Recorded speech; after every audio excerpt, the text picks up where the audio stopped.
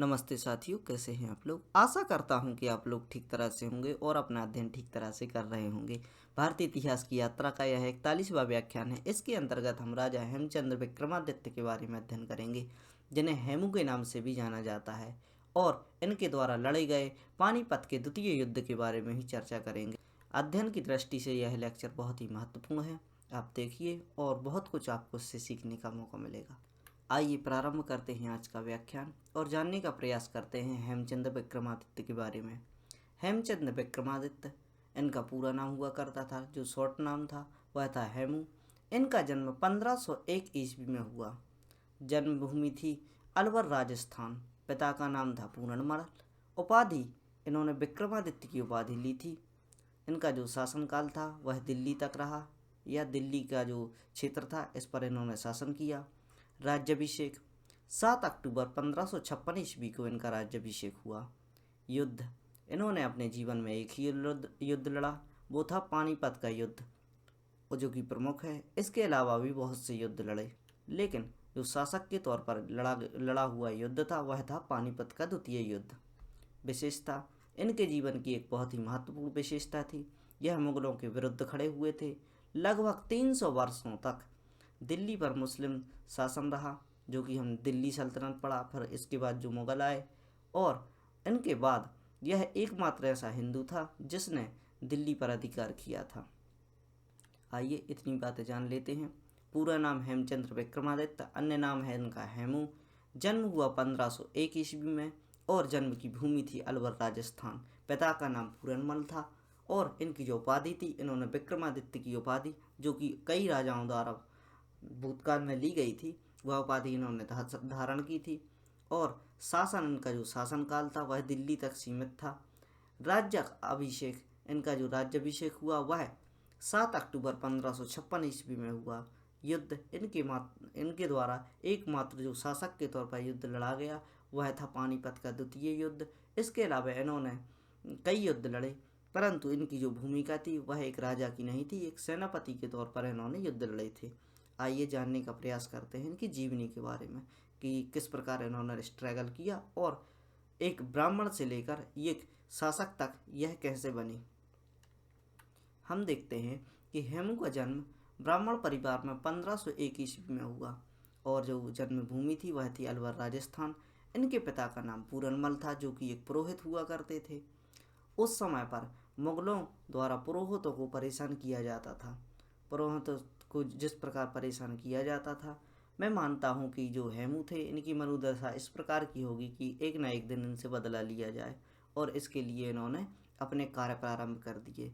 और जैसा कि मान सकते हैं कि जो मुग़ल थे वह एक बहुत बड़ा साम्राज्य था, और इनके खिलाफ खड़ा होना अपने आप में एक बहुत बड़ी बात थी।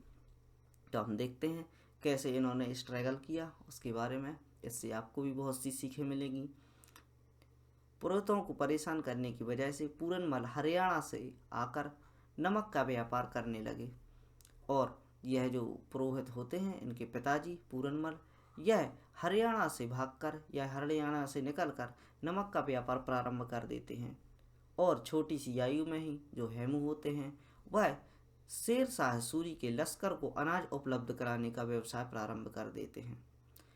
और जो कि जिस प्रकार यह इनके पिताजी जो कि व्यापार कर रहे थे, जो कि नमक का व्यापार कर रहे थे, नमक के बाद जो व्यापार शुरू करते हैं वह लश्कर के लिए अनाज उपलब्ध कराने का कार्य करते हैं, जो कि शेर शाह सूरी के जो क्षेत्र में आता था। हम देखते हैं कि जो इसका समय है 1540 से लेकर, जब यह इनकी उम्र जो छोटी अवस्था में होगी, 10 से 12 साल की एज होगी हेमू की, उस समय पर जो यहाँ पर शासन था वह शेर शाह सूरी का शासन था। इसी समय पर यह जो इनके पिताजी थे वह व्यापार कर रहे थे, और पहले इन्होंने जो व्यापार प्रारंभ किया वह नमक का व्यापार था। इसके बाद जो व्यापार प्रारंभ किया वह लश्कर में अनाज उपलब्ध कराने का व्यापार किया। इस प्रकार यह जो अपनी जो मनोनीति थी, जिस प्रकार यह प्रताड़ित हुए थे उसको भी देख रहे थे, और इसके अलावा यह अपने पिता की हेल्प भी कर रहे थे, सहायता कर रहे थे, और अपना जो भी लक्ष्य था मुगलों के विरुद्ध बदला लेने का, उसके लिए एक फाइनेंस यानी संपत्ति भी इकट्ठा कर रहे थे। 1540 ईस्वी में जब शेर शाह बादशाह हुमायूं को हराकर भगाने में कामयाब होता है तब हेमू प्रसन्न हो जाते हैं। तब हेमू उसी समय रेवाड़ी में धातु में हथियार बनाने का व्यापार प्रारंभ कर देते हैं। इनकी मनोनीति इस प्रकार की थी कि हेमू सोचते थे यह कहीं ना कहीं यह वापस फिर से आएंगे और वही व्यवस्थाएं फिर से फैलेंगी। लेकिन हम देखते हैं कि यहाँ पर जो कि शासन चल रहा है वह चल रहा है शेर शाह सूरी का, और यह रेवाड़ी में धातु व हथियार बनाने का व्यापार प्रारंभ कर देते हैं। तो हथियार और जो धातु से बनी सामग्री होती है वह इनके कारखाने में बनाई जाती है। यह रेवाड़ी आज भी पीतल व तांबा इस्पात के बर्तन बनाने के लिए आज भी यह प्रसिद्ध रूप से है। रेवाड़ी में आज भी उच्च स्तर के जो पीतल तांबा व इस्पात के बर्तन बनाए जाते हैं।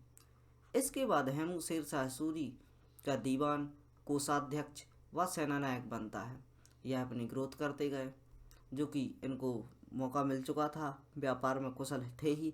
इसके बाद इनकी जो कार्यनीति थी इससे प्रसन्न होकर शेर शाह सूरी ने इन्हें अपना दीवान नियुक्त कर दिया। फिर कोषाध्यक्ष यानी जो पैसों का लेन देन होता है उसका एक कोषाध्यक्ष इनके लिए नियुक्त किया गया। इसके अलावा इनको इनकी सैनिक कुशलता को देखते हुए इन्हें सेनानायक भी बनाया गया, और यह हथियारों का निर्माण अपने इस्पात के कारखाने में कर ही रहे थे। माना जाता है कि शेरशाह की सफलता में हेमू की कुशलता और वीरता का बड़ा हाथ था। यह अब तक ऐसे व्यक्ति बन गए थे जो कि वहाँ के बादशाह थे शेर शाह सूरी, जो कि सबसे उच्च पद पर थे, शासक हुआ करते थे दिल्ली के। उनके एक प्रिय व्यक्ति बन चुके थे जो कि उनकी कुशलता और वीरता को बढ़ाने में सहायता प्रदान कर रहे थे। इस प्रकार हम समझ सकते हैं कि किस प्रकार की यात्रा है जो हेमचंद्र विक्रमादित्य की रही। पहले एक पुरोहित के घर जन्म लेना, पुरोहित इनके पिता का व्यापार में लगना, नमक का व्यापार करना, फिर उसके बाद लश्कर में अनाज उपलब्ध कराना, व्यापार बढ़ाते बढ़ाते 1540 ईस्वी तक जो शेर शाह सूरी जब इनको भगाने में कामयाब होते हैं, जो हुमायूं होते हैं, हुमायूं में जो इनका युद्ध हुआ 1540 ईस्वी में, इसमें जब हुमायूं को भगाने में कामयाब होते हैं तब हेमू इनके यहाँ रहकर रेवाड़ी में जब यह इनके साम्राज्य के अंतर्गत धातु व इस्पात से हथियार बनाने का कार्य प्रारंभ करते हैं तो इनके वह प्रमुख हो जाते हैं, और प्रमुख होते ही इनको विभिन्न पद दिए जाते हैं, जैसे दीवान का पद, कोषाध्यक्ष का पद और सेनानायक का पद। और हम देखते हैं कि जब 1555 ईस्वी में हुमायूं वापस आते हैं तो हुमायूं के सामने खड़ा कौन मिलता है? वह मिलते हैं हेमू विक्रमादित्य, और इनके साथ इनका डिस्प्यूट होता है। इस युद्ध में एक छोटी सी चूक के कारण यह युद्ध हार जाते हैं। बहुत ही कुशलता के कारण और बड़ी सेना के साथ यह युद्ध लड़ने का जो साहस है वह जुटा पाते हैं। आइए बात करते हैं पानीपत के द्वितीय युद्ध की। हेमू एक हिंदू शासक था। यह प्रारंभ में हम देखते हैं कि जो इसके बारे में हमने स्टोरी पढ़ी, इसमें इसके बीच का जो समय होता है यह इस्लाम शाह के अधीन रहा, लेकिन आदिल शाह की सेवा में गया। पहले यह इस्लाम शाह के अधीन रहता है और आदिल शाह की सेवा में जाता है, तब उसने महत्वपूर्ण प्रतिष्ठा प्राप्त कर ली। यह 22 सफल युद्ध कर चुका था। हम देखते हैं कि जो यह प्रशिक्षित व्यक्ति था और यह 22 सफल युद्ध कर चुका था, लेकिन गलती एक थी कि इसकी जो टेक्निक्स थी वह देसी प्रकार की थी एवं भारतीय जो युद्ध नीति है उसका यह प्रयोग कर रहा था। आदिल शाह ने हेमू विक्रमादित्य का खिताब देकर वजीर नियुक्त किया गया। जब आदिल शाह की यहाँ पर यह कार्य कर रहे थे तो हेमू को विक्रमादित्य का खिताब दिया गया। यहाँ से एक प्रश्न बन सकता है कि जो विक्रमादित्य का खिताब है राजा हेमू को किसके द्वारा दिया गया? वह दिया गया आदिल शाह के द्वारा।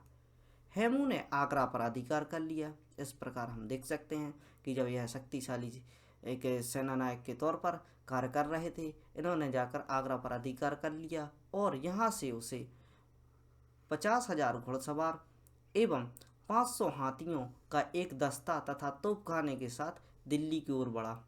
हम देखते हैं कि यह आगरा पर अधिकार करने के बाद दिल्ली की ओर बढ़ते हैं और जो इनके साथ होते हैं वह 50,000 घुड़सवार एवं 500 जो हाथियों के एक दस्ता होता है इसके साथ गुजरते हैं। बहुत ही बड़ी सेना जो कि अफगानी सेना से काफ़ी बड़ी थी।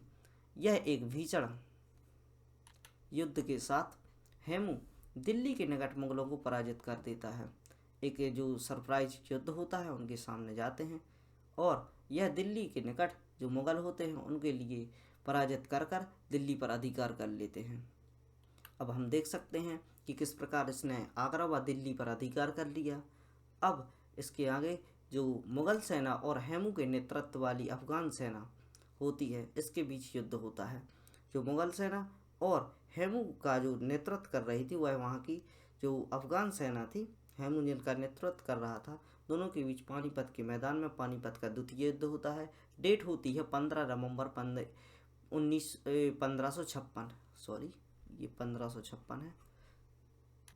प्रारंभ में जब युद्ध प्रारंभ होता है तो इसके प्रारंभ में ही जो जो इसकी सेना होती है राजा हेमू की, वह बहुत ही शक्तिशाली होने के कारण, बड़ी सेना होने के कारण, जिसमें कि 50,000 घुड़सवार एवं 500 हाथी थे, इसका जो युद्ध का रुख था वह हेमू के पक्ष में होता है। तभी एक अकस्मात एक जो तीर होता है वह हेमू की आंख में लग जाता है और वह मूर्छित हो जाता है। जिस प्रकार आपने एक मूवी आई हुई थी जोधा अकबर, उसमें हम देख सकते हैं कि राजा हेमू और इसके अलावा जो अकबर का रोल कर रहे थे वह थे ऋतिक रोशन। उसमें आप देख सकते हैं कि किस प्रकार वह तीर जो राजा हेमू होते हैं उनकी आंख में लग जाता है और वह हाथी से नीचे गिर जाते हैं मूर्छित होकर। नेतृत्वहीन अफगान सेना पराजित हुई। हम देखते हैं कि जैसे ही राजा की मृत्यु की जो सूचना है वह वहाँ के उसके सैनिकों को मिलती है तो सैनिक वहाँ से वापस चले जाते हैं और हेमू के लिए बंदी बनाकर इसकी हत्या कर दी जाती है। और आपने मूवी में यह भी सीन देखा होगा कि जो अकबर के पास उसको ले जाया जाता है, जो राजा हेमू होता है वह, और अकबर से इसका जो हिंदू राजा है उसका सिर कलम करने के लिए कहा जाता है और अकबर इसके इनकार कर देता है। फिर भी इसके जो सेनापति थे, प्रमुख सेनापति, उनके द्वारा इसका सर कलम कर दिया जाता है और इसे वहीं पर मार दिया जाता है। इस युद्ध से हमें जो इनके जो प्रमुख सेनापति थे अकबर के, उनसे अंतर्विरोध एवं और जो अकबर के द्वारा जो नीतियां थी इनकी कुछ स्पष्ट और साफ नीतियों के बारे में भी पता लगता है कि यह किस प्रकार निर्णय लेते थे। यहाँ यह जो राजा हेमू है उसको माफ़ कर देते हैं, लेकिन अंत में जाकर उसकी मृत्यु ही हो जाती है और यह विरोध चलते चलते इतना हो जाता है कि वह अपने जो वजीर होते हैं, जो अपने सेनापति होते हैं, उनके लिए हज यात्रा पर भेज देते हैं। आशा करता हूँ कि आज का व्याख्यान आपको समझ आया होगा और अगर आपको यह जानकारी सही व सटीक लगती है तो ऐसे बच्चों तक पहुँचाने का प्रयास कीजिए जो कि विभिन्न संस्थानों की फीस भरने में और अपना अध्ययन जारी रखने के लिए उत्सुक हैं। उन तक यह वीडियो पहुँचाइए। धन्यवाद। पढ़ते रहिए, खुश रहिए। जय हिंद।